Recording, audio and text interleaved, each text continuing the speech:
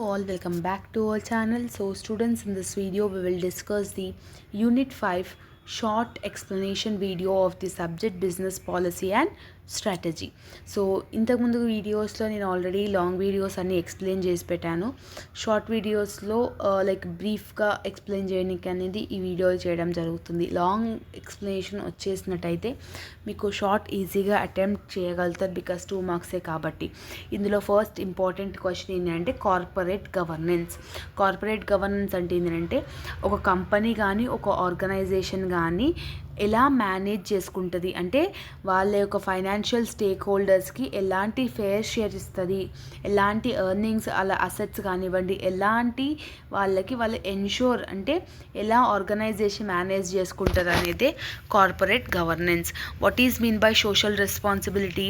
Social responsibility is nothing about the different alternatives ఉన్న దానిలో what ever the time కానివ్వండి, money కానివ్వండి, other resources కానివ్వండి, ఇవన్నిటికీ మనకి కావాల్సిన కాంట్రిబ్యూషన్ ఎక్కడైతే దొరుకుతుందో దాన్నే మనం సోషల్ రెస్పాన్సిబిలిటీ అని అంటాము.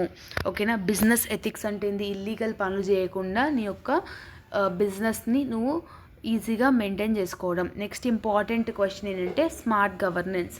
స్మార్ట్ గవర్నెన్స్ అంటే ఏంటి? టెక్నాలజీని యూజ్ చేసుకొని గవర్నమెంట్ అనేది డెసిషన్స్ మేకింగ్ అనేది తీసుకుంటుంది. లైక్ వాళ్ళ యొక్క ఆపరేషన్స్ అనేది ట్రాన్స్పరెంట్గా ఉంటుంది, అకౌంటబుల్గా ఉంటుంది, సిటిజన్స్ పార్టిసిపేషన్ కూడా వాళ్ళు నీట్గా చేయడం జరుగుతుంది.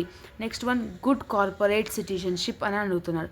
గుడ్ కార్పొరేట్ సిటిజన్షిప్ అంటే ఏంది? ఒక ఆర్గనైజేషన్కి ఎలాంటి మేనేజింగ్ ఆర్గనైజేషన్ రిలేషన్షిప్స్ ఉన్నాయి, what are the negative impacts we're having, what are the positive impacts we're having అనేది డిస్కస్ చేయడం జరుగుతుంది.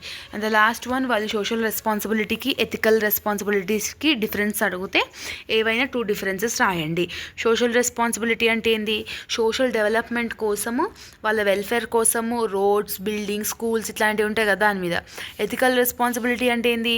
ఒక పర్సన్ యొక్క సర్టన్ థింగ్ గురించి ఉంటుంది అనమాట. సో ఇట్లాంటి డిఫరెన్స్ అనేది మీరు నేర్చుకొని రాయడం ఉంటుంది. ఓకేనా. I hope that you have got clarity. If you are having any further doubts, let me know in the comment section. All the very best for your examination as well as your preparation. See you all in next video. Bye bye everyone.